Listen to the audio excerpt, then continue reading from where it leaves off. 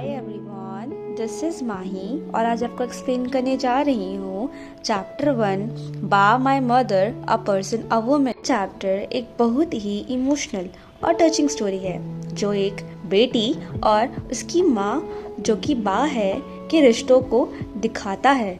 Writer अपनी माँ के साथ जुड़े हुए बचपन की यादों को याद करती है, जहाँ वो फोटो फ्रेम को देखकर याद करती है, रिवाइव करती है, रिकॉल करती है उसकी मदर ने उसे क्या गाइडेंस, क्या पर्सपेक्टिव, क्या एक्शन दिया है टूवर्ड्स द लाइफ को देखने की नज़रिए से क्या क्या पर्सपेक्शन दिया है।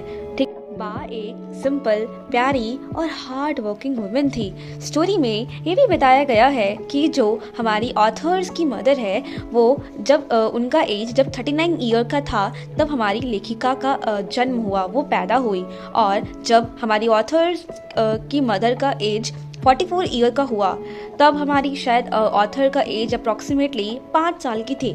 तब एक बहुत बड़ा घटना हुआ जहाँ पर उसके पिता का हाथ ऑथर के सर से हट गया। मतलब हमारी ऑथर के जो पिता है उनका देहांत हो गया।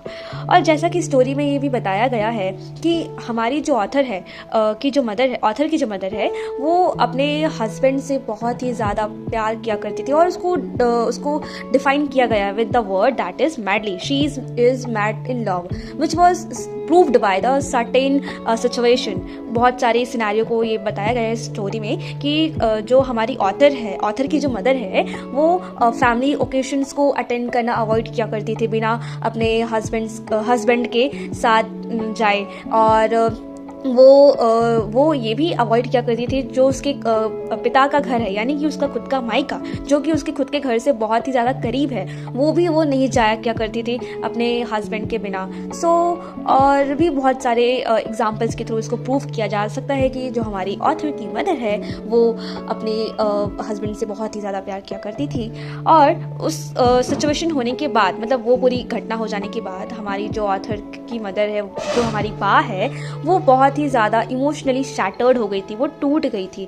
और उसकी अगली ही सुबह, नेक्स्ट मॉर्निंग, वो हमारी बात सारे ट्रेडिशंस और रिचुअल्स को फॉलो करते हुए वो जो कलर्ड साड़ीज़ और जो भी मेकअप्स एंड जो भी ऑर्नामेंट्स, ज्वेलरीज जो पहना किया करती थी, वो उन सब को त्याग करके अब वो ब्लैक बॉर्डरलेस साड़ी पहनना स्टार्ट करी with the light blue blouse. और उसके हाथ, उसके नोज़, उसके ईयर सभी अनअडॉर्न्ड थे। मतलब कोई भी चूड़ियाँ नहीं पहना किया करती थी, ना कोई नोज पिन, ना कोई ईयर पिन, कुछ भी नहीं। और उसके पैरों से चप्पल भी हटा दिया गया, उसे बेयर फिट रहने को ट्रेडिशन में ऐसा था।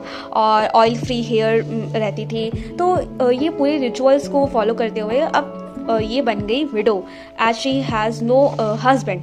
ठीक है, तो आफ्टर दैट वो सब सिनेरियो हो जाने के बाद, पूरी कहानी में ये हो जाने के बाद, अब क्या होता है कि अब ऑथर अपना फुल फोकस, मतलब मोस्ट ऑफ द टाइम वो स्पेंड किया करती थी, she focus only on the, और बिजी होती थी एम्ब्रॉयडरिंग करने में, सुइंग करने में, वीविंग करने में, यानी कि कढ़ाई, सिलाई, बुनाई, इन सभी कार्य में वो अपने आप को व्यस्त रखती थी।